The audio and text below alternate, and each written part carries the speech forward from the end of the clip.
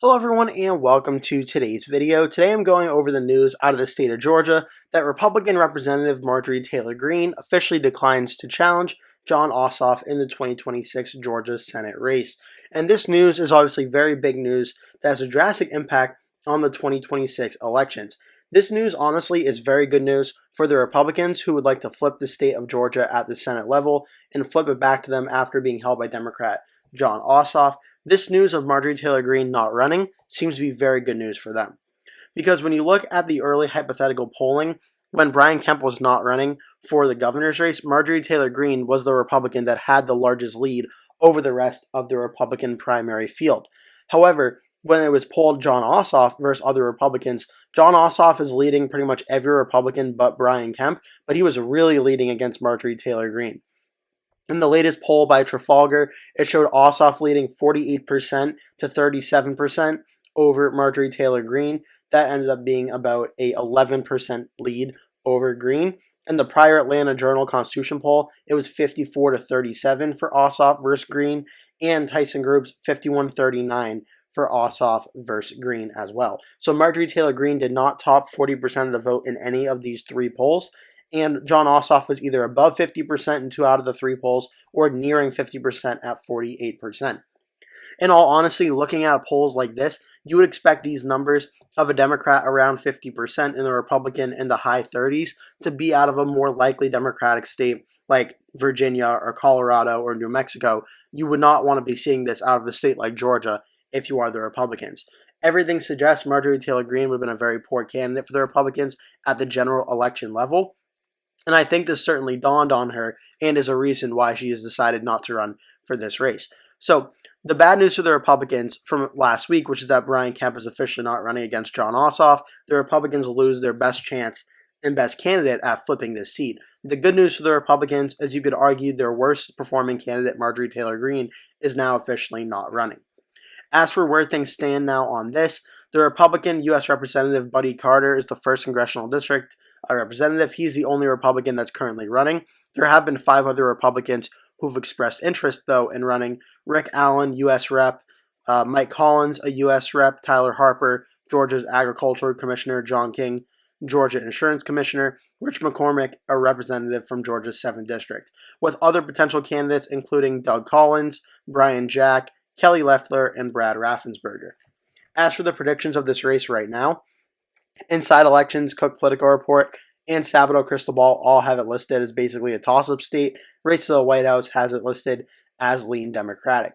This race is undoubtedly going to be very close, as we can look at some recent elections in the Senate map for Georgia.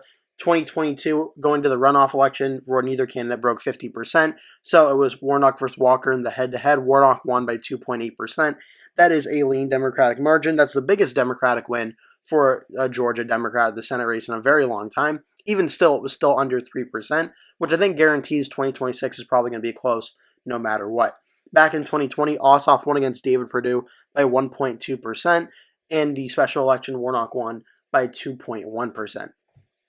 At the presidential level, we just saw Georgia go for Donald Trump by 2.2% in 2024. In 2020, it flipped for the first time, voting for Joe Biden, a Democrat since 1992, and that was a 0.24% win there.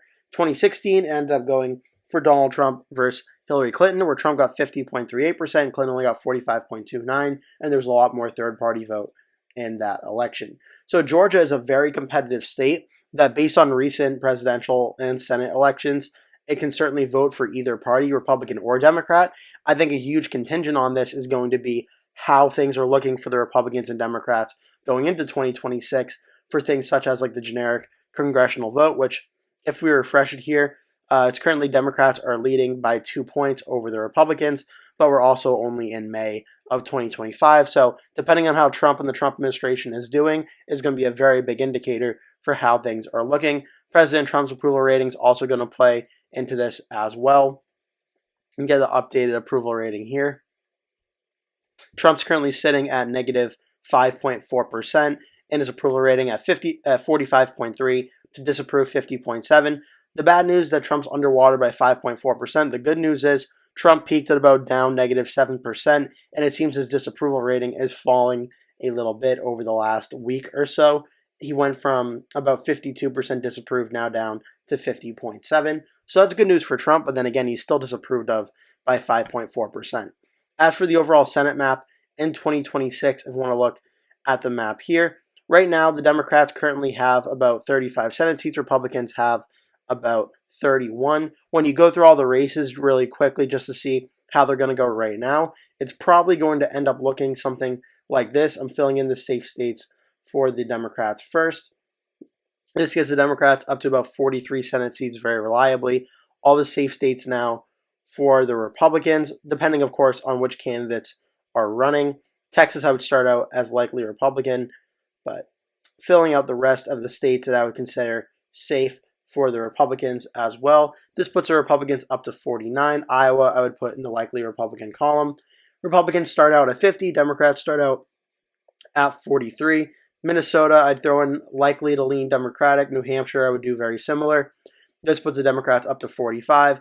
Ohio, depending on what Sherrod Brown does, could be anywhere from likely Republican to lean Republican at this time. I'm putting in lean Republican because I do believe Sherrod Brown could potentially run.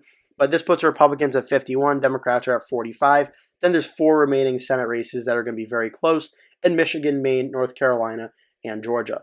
Georgia, had it been Brian Kemp versus Jon Ossoff, my prediction for that race was I had Brian Kemp winning that race by under 1% in a very close matchup.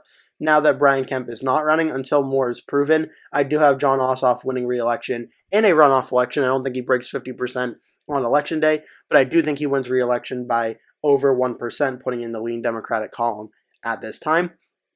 Again, all things are subject to change as polling changes and the Trump administration changes in terms of polls and such. But right now, I do have Georgia going lean Democratic. In this video, if it did end up being Marjorie Taylor Greene versus Jon Ossoff, at a bare minimum, I would start it at over 5 points, but under 15 points for Ossoff versus Marjorie Taylor Greene. Probably around like an 8 to 9% win for Ossoff if that was the matchup that ended up happening. So right now, I still think Ossoff is narrowly favored to win this race against his Republican opponent, but Republicans definitely got very lucky with not having Marjorie Taylor Greene be their nominee. I hope you enjoyed this video. Make sure to give it a like and subscribe. Also, make sure to leave a comment below. Tell me your thoughts about this video. Thank you so much for watching. Hope to see you in the next one.